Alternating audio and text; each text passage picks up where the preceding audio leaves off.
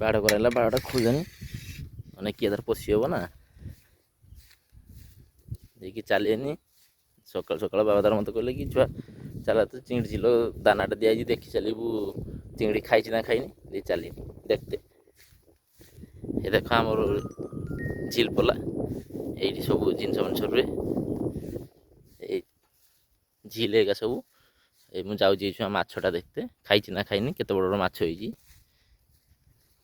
ବାଁଶ କତିରେ ପହଞ୍ଚିନି, ଆ ଝିଲ ଦେଖୁଛ ମଝିକି ବାଁଶ ପୋତା ହେଇଛି, ନହେଲେ ଯାଇ ହବନି ନା ଦେଖତେ। ବର୍ତ୍ତମାନ ଯିବା ଦେଖିବା କେତେ ବଡ଼ ମାଛ ହେଇଛି ସେ ହେଇଛି।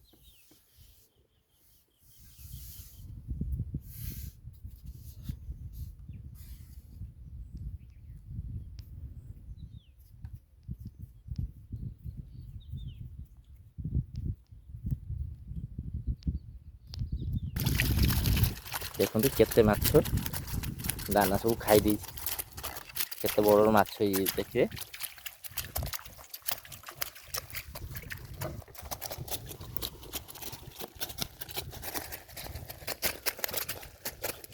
ଦେଖିପାରୁଥିବେ କେତେ ବଡ଼ ବଡ଼ ମାଛ ସବୁ, ଟ୍ରେର ଦାନା ନାହିଁ ଜମା ସବୁ ଖାଇ ଦେଇଛି।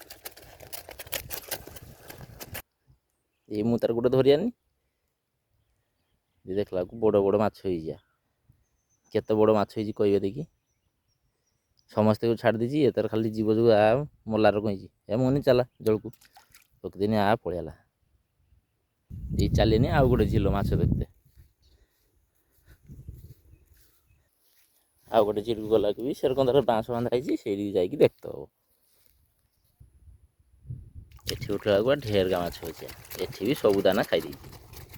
ଦେଇକି ମୁଁ ୟାକୁ ଉପରକୁ ଉଠି ଆନି, ସବୁ କହୁଛି ଆମକୁ ଆଉ ଧରିଛ କି ନାହିଁ, ସବୁ ପଳେଇବି ଦେଇକି ପଟ ପଟିକି। କମେଣ୍ଟ କରିକି କହିବେ ଦେଇକି କେତେ ବଡ଼ ହେଇଛି ମାଛ କା। ଏଇ ସବୁ ମାଛ କାକୁ ଢାଳି ଦେନି, ତାର ପଳେଇଲା ସବୁ ଆଖପାଖ ହେଇକି।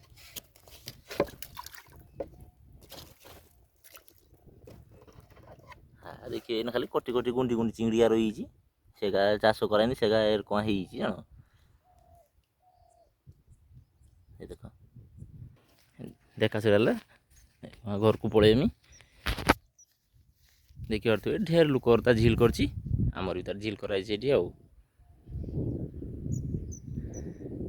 ତ ସମସ୍ତେ କମେଣ୍ଟରେ କହିବେ ମାଛ କା କେତେ ବଡ଼ ହେଇଥିଲା, କେତେ ଗ୍ରାମ ଲେଖା ହେଇଛି।